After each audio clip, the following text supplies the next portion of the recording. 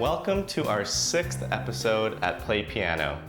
Today we will be covering the topic of accidentals, and it's by no accident that we have them. Accidentals, or sharps, flats, and naturals, have often been the symbols that are first spotted on a page and make people shudder with intimidation. But they are not really that terrifying. See, music would be pretty boring if everything was in the same key and used the same white notes. Everything would sound very similar, and we would get bored rather quickly. Instead, we have accidentals that come to the rescue. You see, composers now don't have to write the same old material with accidentals in play. They are free to compose in different keys and experiment with different modes. They can compose music that make you feel happy, sad, suspenseful, or even melancholic. Accidentals are always placed in front of the note it's being applied to and will always occupy the same line or space placement as the note.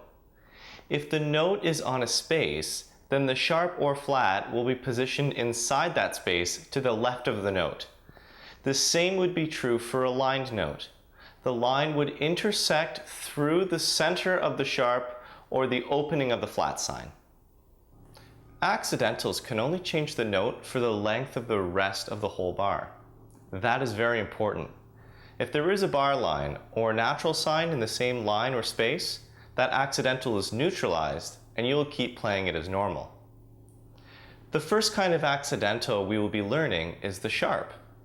It looks like an italicized number sign and means that you're going to play the note that it's applied to one note higher or one semitone higher. Now, we will cover semitones in more depth in the next video, but we are talking about the very next neighboring note on the piano. So a C sharp would be the note, or black note in this case, immediately following C on the piano. Now, take some time to think through this concept and apply it to other notes on the piano to better your understanding. The next type of accidental is the flat. It looks like an italicized lowercase b, and it means the exact opposite of the sharp. Instead of raising a note to the closest neighboring, you're going to be lowering that note a semitone with a flat. If we encountered a D flat in our music, we would have to find a D and then move down one semitone to D flat. In this case, it would be a black key. Now please note that accidentals may usually refer to black keys, but not always. It is these exceptions that always trick people into moving a whole tone away without realizing it. Here's what I mean. Take a look at C flat. It is an accidental on a white key, also the enharmonic note for B. Inversely, B sharp is a white key accidental and the enharmonic note for C. This is also true for E sharp and F flat. So take a moment to think through these so you're not one of the many who get confused by it.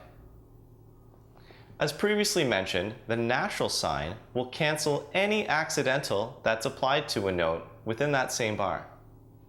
If you wanted to play a C sharp, C, C flat, and a C natural in quarter notes, you would need naturals in front of the ordinary C notes, because in music, the sharp and the flat would apply to every quarter note in that bar.